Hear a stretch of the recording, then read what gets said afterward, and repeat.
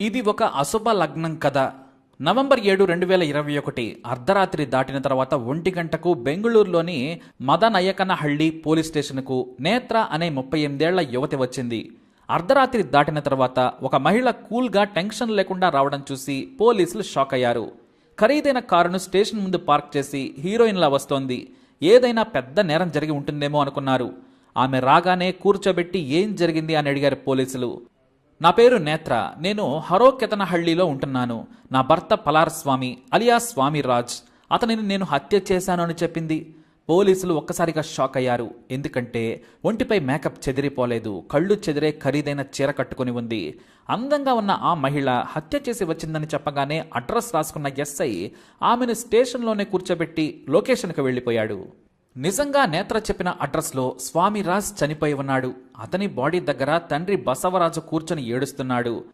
అప్పటికే ఆయన కంట్రోల్ రూమ్కి ఫోన్ చేసి నా కోడలు నా కొడుకుని హత్య చేసి పారిపోయిందని అతను చెప్పాడు. ఈ లోపే నేత్ర వెళ్లి పోలీసుల ఎదుట లొంగిపోయింది కూడా. ఆధారాలు సేకరించిన పోలీసులు ఐరన్ రాడ్తో తలను బద్దలు కొట్టి చంపేసిందని గుర్తించారు. పడుకున్న వ్యక్తి పడుకున్నట్లే ఉన్నాడు, కానీ తల మీద పదే పదే బాదడంతో చనిపోయాడు అని తేలింది. హత్యకు ఉపయోగించిన ఐరన్ రాడ్ను స్వాధీనం చేసుకున్నారు పోలీసులు. అసలు ఏం జరిగిందో పోలీసులు విచారణ మొదలుపెట్టారు. అయితే ఈ కథ మామూలుగా లేదు. స్వామిరాజ్ పేదరికంలో నుంచి వచ్చిన రియల్ ఎస్టేట్ వ్యాపారంలో బాగా సంపాదించాడు. అతని తండ్రి కూడా కొడుకుకు చేదోడు వాదోడుగా ఉంటూ కోట్ల ఆస్తి సంపాదించాడు. స్వామికి 25 ఏళ్ల క్రితమే సత్యకుమారి అనే మహిళతో పెళ్లైంది. వారికి ఒక కూతురు ఒక కొడుకు ఉన్నారు. ఇద్దరూ కాలేజీకి వెళ్తున్నారు. అయితే ఒక 6 ఏళ్ల క్రితం ఓ ఫంక్షన్లో బ్యూటీషియన్ నేత్ర స్వామికి పరిచయమైంది. ఆమెకు వయసు మళ్ళినా ఇంకా పెళ్లి కాలేదు. ఇక అందంగా ఉన్న ఆమెతో పరిచయం పెరిగింది. ఖరీదైన కారులో ఆమెను మొదటిసారి ఇంటి దగ్గర దిగబెట్టి వచ్చాడు స్వామి. ఇద్దరి మధ్య మొదలైన స్నేహం అక్రమ బంధానికి దారితీసింది. చివరకు నేత్ర మోజులో పడి కుటుంబాన్ని వదిలేశాడు స్వామి. వారికి ఆస్తులను రాసిచ్చి భార్య సత్యకుమారితో విడాకులు తీసుకున్నాడు. 6 ఏళ్ల క్రితం నేత్రను పెళ్లి చేసుకున్నాడు. అయితే స్వామి అతని స్నేహితుడు నగేష్ కలిసి రియల్ ఎస్టేట్ వ్యాపారం చేసేవారు. 2 ఎకరాల్లో వెంచర్ వేశారు. అయితే నగేష్ తనకున్న బెంగళూరు సిటీలోని 4 ప్లాట్లను స్వామికి ఇచ్చి 2 ఎకరాలు తీసుకున్నాడు. దీంతో కోట్ల విలువైన ప్లాట్లు స్వామికి వచ్చేశాయి. అందులో ఒకటి అమ్మి పెద్ద ప్యాలెస్ లాంటి బంగళా నిర్మించుకున్నాడు. నేత్రతో కలిసి అందులోనే ఉంటున్నాడు. ఇక ఇది ఇలా ఉండగా స్వామి గత కొద్ది నెలల నుండి తన స్నేహితుడి భార్యపై కన్నేశాడు. అంతేకాదు సదరు స్నేహితుడికి కూడా బ్యూటీషియన్ నేత్ర నచ్చేసింది. అంటే వీరిద్దరి భార్యలు ఒకరికొకరు నచ్చారన్నమాట. ఇద్దరు ఒప్పందం ప్రకారం మద్యం తాగుతూ సరదాగా కొన్నాళ్ల పాటు భార్యలను మార్చుకుందామనుకున్నారు. ఇద్దరికీ ఆ ప్లాన్ నచ్చింది. సరికొత్త మహిళతో శృంగారాన్ని కొత్తగా ఎంజాయ్ చేయవచ్చు అనుకున్నారు. తన భార్య నేత్రను నీ దగ్గరకు పంపుతాను, నీ భార్యను నా దగ్గరకు పంపమని అడిగాడు. అందుకు స్వామి స్నేహితుడు కూడా ఒప్పుకున్నాడు. అయితే స్వామి దగ్గర చాలా డబ్బుందనో లేదో ఏదో కానీ అందంగా ఉండే అతని స్నేహితుడి భార్య సైతం దీనికి ఒప్పుకుంది. ఎన్ని రోజులైనా సరే స్వామితో గడుపుతానని సదరు మహిళ చెప్పింది. నెల రోజుల వరకు మనకు కావలసినట్లుగా భార్యలను మార్చుకుని ఎంజాయ్ చేద్దాం అని స్వామికి చెప్పాడు అతని స్నేహితుడు. ఇక అవతల వైపు అంతా సిద్ధమైపోయింది. ఒక్క ఫోన్ చేస్తే స్వామి ఫ్రెండ్ తన భార్యను పంపుతాడు. కానీ ఇక్కడ నేత్రను పంపించడం స్వామికి ఇబ్బందిగా మారింది. ఎందుకంటే నా ఫ్రెండ్ ఇంటికి వెళ్ళు, అతని భార్య నా దగ్గరకు వస్తుంది, నువ్వు అతనితో ఎంజాయ్ చేయి, నేను అతని భార్యను పిలిపించుకొని ఎంజాయ్ చేస్తానని చెప్పాడు. ఒక్కసారిగా తల పగిలిపోయింది నేత్రకు. దీనిపై నేత్ర ఆగ్రహం వ్యక్తం చేసింది. ఈ వయసులో ఇలాంటి తప్పుడు ఆలోచన ఎవరైనా చేస్తారా అంటూ ఆగ్రహం వ్యక్తం చేసింది. అయితే నేత్రపై ఎదురు తిరిగిన స్వామి ప్రతిరోజు నువ్వు కాదంటే నా ఫ్రెండ్ భార్యను పిలిపించుకుంటానని వేధించేవాడు. అయితే అతని స్నేహితుడు మాత్రం నేత్రను నా ఇంటికి పంపితేనే నా భార్యను పంపుతానని చెప్పడంతో స్వామి పిచ్చోడైపోయాడు. ప్రతిరోజు మద్యం తాగి భార్యను వేధించడం మొదలుపెట్టాడు. ఆస్తి ఉంది, అందమైన భార్య ఉంది, అయినా నన్నెందుకు వేరే వ్యక్తి దగ్గరకు వెళ్లమంటున్నావని నిలదీసింది. నీ వయసు 46, నా వయసు 35 ఏళ్లే. ఇలాంటి పిచ్చి పనులు మానుకోవాలని బయట తెలిస్తే పరువు పోతుందని ఎదురు తిరిగింది నేత్ర.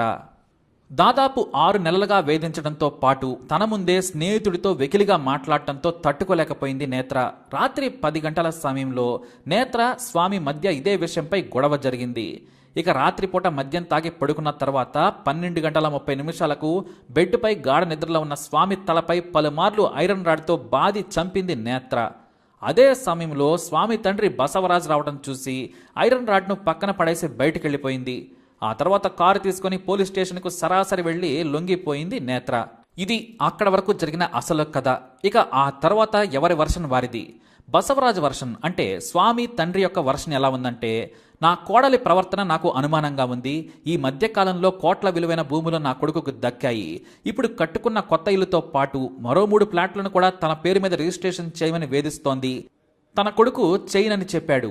ఈ ఆస్తులన్నీ మొదటి భార్యా పిల్లలకు ఎక్కడ ఇస్తాడో అనే భయంతో చంపిందని, ఇప్పుడు భార్యను వేరే వ్యక్తి పడకలోకి వెళ్లమన్నందుకే చంపానని అబద్ధం చెబుతోందని ఆరోపించాడు. నా కొడుకు కట్టుకున్న భార్యను వేరే వ్యక్తి దగ్గరకు పంపే వ్యక్తి కాదన్నాడు స్వామి తండ్రి బసవరాజ్. అయితే ఇక్కడ భార్యను పంపుతానన్న స్వామి ఫ్రెండ్ని పోలీసులు విచారించారు. అతను చెప్పిన నిజమేమిటంటే, ఈ వైఫ్ ఎక్స్చేంజ్ ప్లాన్ నిజమని తేలింది. పెళ్లాలను మార్చుకోవడం ఏంట్రా వెదవల్లారా అని పోలీసులు స్వామి ఫ్రెండ్కు అతని వైఫ్కు చేవాట్లు పెట్టేశారు. నేత్ర చెప్పింది నిజమేనని తేల్చారు. ఇంకా ఏమైనా విషయాలుంటే విచారణ చేస్తామని, స్వామి హత్య వెనుక ఇంకెవరైనా ఉన్నారా అనేది ప్రాథమికంగా తేలలేదని చెప్పారు. ఇక బసవరాజ్ తన కొడుకు గురించి నీతులు చెప్పడంపై నేత్ర ఆగ్రహం వ్యక్తం చేసింది. పెళ్లాం పిల్లలు ఉండగానే వారిని వదిలేసి నన్ను పెళ్లి చేసుకోలేదా? నేను బోరు కొట్టగానే వేరే మహిళ కోసం పాకులాడుతున్నాడని ఆగ్రహం వ్యక్తం చేసింది. ఇక బసవరాజ్ సైతం పెళ్లిన మగాడితో వచ్చిన నువ్వు నీతులు చెప్పొద్దని ఆగ్రహం వ్యక్తం చేశాడు. తాను హత్య చేసి జైలుకు వెళితే ఆస్తులను నేనెలా అనుభవిస్తాను అని నా ఆత్మాభిమానాన్ని అవమానించొద్దు అని నేత్ర ఆగ్రహం వ్యక్తం చేసింది. అయితే తన భార్యను స్వామి దగ్గరకు పంపిస్తానన్న స్నేహితునిపై నిఘా పెట్టారు పోలీసులు. అతని భార్య సైతం స్వామి దగ్గరకు ఎందుకు వస్తానంది?